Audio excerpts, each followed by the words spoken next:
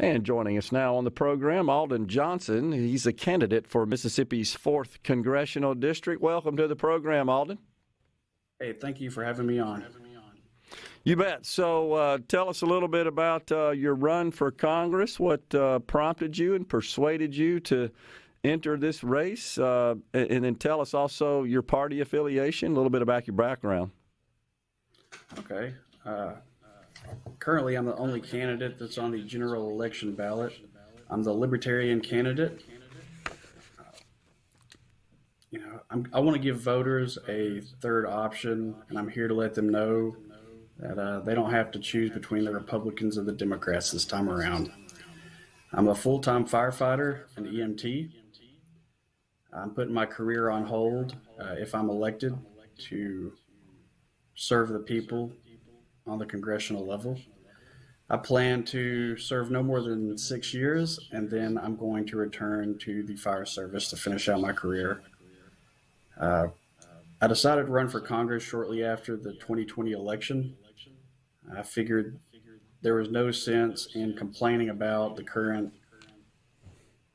political diatribe if I wasn't willing to do something about it. So I put my money where my mouth was and decided to run. I see. So you stated that you put your money where your mouth is. Have you invested your personal money in your campaign? So far, most of it has been my personal money. I have gotten some contributions from a lot of good people, but I don't feel right just going around asking people for money, especially in these hard times. So I am accepting donations, but at the same time, I'm not going around and just asking people for it. What are your high priority issues that you're focused on, and what are your goals there? I voted for Initiative 65 in this last election. One of my main goals is to legalize cannabis at the federal level. Go ahead and take it off the federal controlled substance list. I just don't agree with locking people up for a plant. Other goals of mine are to reduce the size and scope of the government, and by doing that, increase the productivity of things like healthcare by removing the government from healthcare and promoting models like primary direct care, which benefits the provider as well as the patient and gets the government out of the way. Everyone's better off in the end, in my opinion. Okay, so in removing government for health care, do you support the idea of eliminating Medicare, Medicaid, TRICARE? Those are all government health care programs. Right. Well, the current situation, it's a sad state of affairs. For example, the VA, you've got service members that go out and put their life on the line to serve, and they come back and they get substandard health care. Medicaid's not much better. I feel like if you gave the veterans the option to take the money that goes to the VA and invest it into models like primary direct care or just their own personal preference of doctors, I think we get better options. Yeah. All right.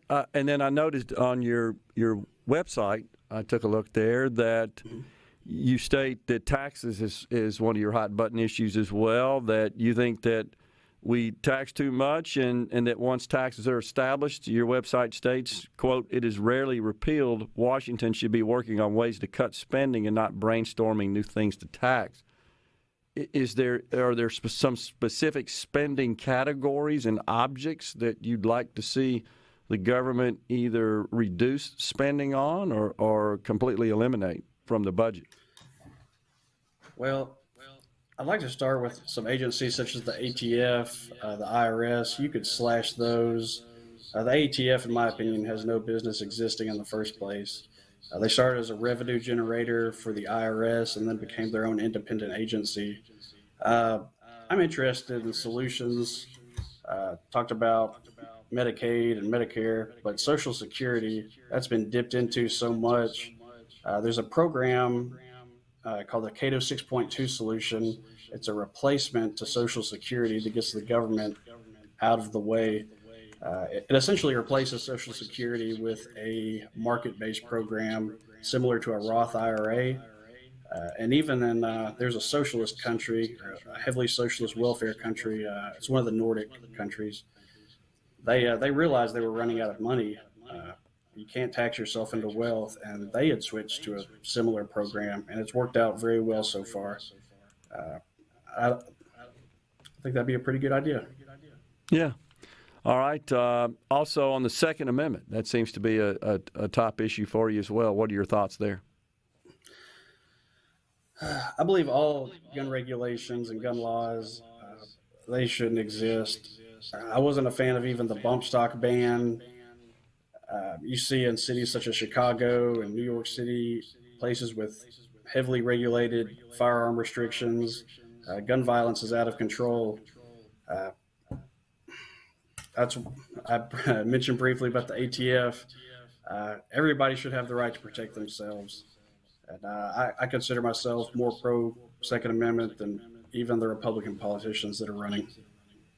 Yeah. And then another area that you highlight on your website is jobs. I think that's a concern to virtually every American. And you note that getting government out of the way and reducing taxes and bureaucratic red tape are ways to promote job creation, job growth. But one of the things that caught my eyes is you mentioned redundant professional licensing requirements, which is a big issue here in the state of Mississippi as well. What are your ideas there on the federal level? Just remove what I can. I'd like to see a list of it. Put a committee together, get a list of all the redundant licensing requirements at the federal level that are currently in place, and start going through it and start removing them. Things like the hair braiding issue, where certain states, I know this is a federal issue, but I'd have to look at it. But for example, at the state level, you've got individuals wanting to braid hair, and the state found a way to get money out of that. And you've got individuals that don't know how to braid hair, teaching individuals that already do know how to braid hair. They're just having to sit through the program and pay the state money, essentially. So they're not learning anything. They're not learning any safety protocols. They're not learning any health protocols. It's just a way for the government to dip their hand in somebody's pocket. Yeah, I got you. All right, we got a couple of minutes left. What else do you want to tell the potential voters out there? I want them to know that there is going to be a third option. I'd like Democrat voters, Republican voters, people that feel politically homeless. I'd like them to know that there will be a third option. I've got a website, as you had mentioned. I've got a Facebook.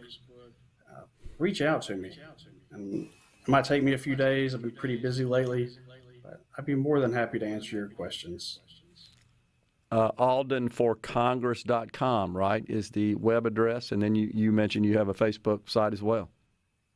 That's correct. And the Alden for Congress, you can either use the number 4 or FOR. And the Facebook is Alden Johnson for Congress. Gotcha.